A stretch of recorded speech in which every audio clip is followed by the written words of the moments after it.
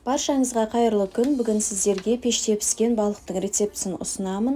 Бұл балықтың дәмі қуырылған балық секілді емес, асылған балықтың дәмі сияқты жұмсақ болып піседі. Видеоны соңына дейін қараңыз. Егер видео ұнаған болса, лайк баса отырыңыз. Ең алдымен балықты маринадтап аламыз. Ол үшін бізге майонез қажет болады. 2 штук чеснокты теркадан өткіземіз. Үстіне қара бұрыш, паприка және кішкене ғана тұз, сонымен қатар сұйық май қосып жақсылап араластырамыз.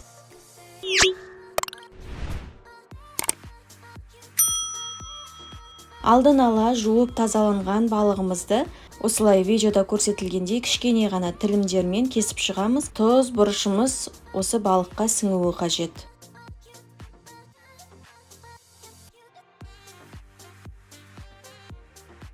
Одан кейін лимонды осылай 2 бөлікке бөлеміз. Барлығын осылай балығымызға толық жағып шығамыз. Ортасына лимонды саламыз. Мінекей 2 балығымызды да толық жағып осылай дайындап болдық. Енді қызып тұрған пешке 180 градуста 40 минут пісіріп аламыз. Балығымыз пісіп жатқан кезде қасына қосып ұсынатын гарнирді дайындайтын боламыз. Ол үшін бізге қажетіне қарай, яғни мен 1 килограмм картошканы қостым. Осылай суда пісіріп аламыз. Одан кейін картошкамызды езіп пюре жасайтын боламыз. Әдемі болып дастарханға ұсыну үшін мен арнайы осындай формаға салдым. Үстіне терияки соусын септім. Бұл міндетті емес. Және қасына тұздалған қияр мен помидорды қойдым. Үстіне әдемілік үшін кунжутты септім.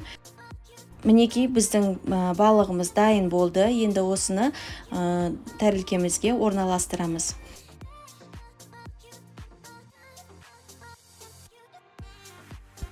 Құрметті достар, егер де осы видеоны бірінші рет көріп тұрған болсаңыз, менің каналыма бірінші рет келген болсаңыз, міндетті түрде каналыма тіркелуді ұмытпаңыз. Алдағы уақытта көптеген жаңа видео рецептер түсіретін боламын. Менімен бірге болыңыз. Видеоны соңына дейін көргеніңіз үшін рахмет. Сіздер де жасап көріңіздер. Сіздерге ұнайды деген ойдамын. Ас болсын.